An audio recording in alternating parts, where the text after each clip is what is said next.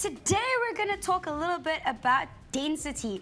Now you might be thinking to yourself, what exactly does this have to do with dam building? Well, think about it. When they build a dam, sometimes they need to excavate some rocks. Now the really clever thing is that if you know what specific stone it is, stones have a kind of density, for example, like limestone, you know, that kind of thing. It has a set density number.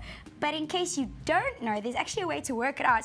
And this way you can actually formulate a nice little way of measuring how much water will fit into the space from where the rocks come out.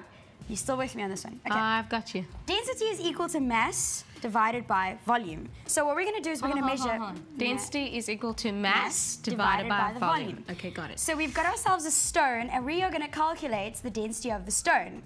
And I don't have a machine to do this. So we're going to do this by means of a lovely experiment. So what you need is some water, a stone, an assistant, and a calculator. That's all you need. So what we're going to do is we're going to take the stone. Now, I've measured it already. It weighs 150 grams. Remember that. Right. 150 grams of stone.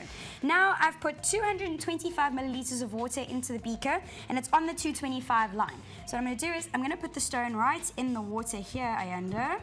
And then we're going to try and see how much the water's gone up. So by the looks of things, it's gone up to about 275 milliliters. So we need to take 275 minus the original level of 225 milliliters.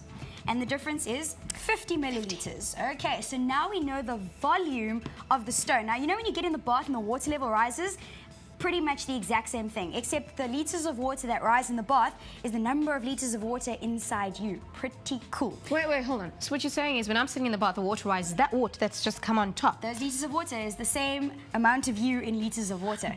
Very cool stuff. Yeah. Okay, now, like I said, it's mass divided by volume. So now we know that the mass of the stone is 150 grams. And we know that the difference in the volume is 50 milliliters. So we say 150 grams, Ayanda, divided by 50 milliliters, and the density of the stone is 3 grams per milliliter. I can do that without the calculator, actually. Exactly. So when they build a dam, once they move the rocks, and if they can weigh the rocks and they can do a displacement test, they can see exactly how many liters of water will fit into the space where the rocks have been. Thereby, it just helps to calculate the volume of water inside of the dam. Very big numbers. Very cool experiment. I like it a lot, and it's so simple, and you can still try it on your own at home. Exactly. Now, you mentioned early on about the different kinds of stones and what could use. Exactly. If you say you have an odd-shaped object, like something that's maybe shaped like a star that you can't exactly measure and do other calculations to determine the density, this displacement of water experiment is perfect for it. Or say if you know the weight and it's still a very funny shape and you want to work it out,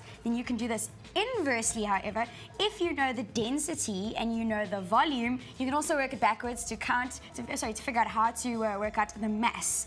But now we're going to move on from density into global warming, which is a pressing issue at the moment. So here's this week's insert on greenhouse gases.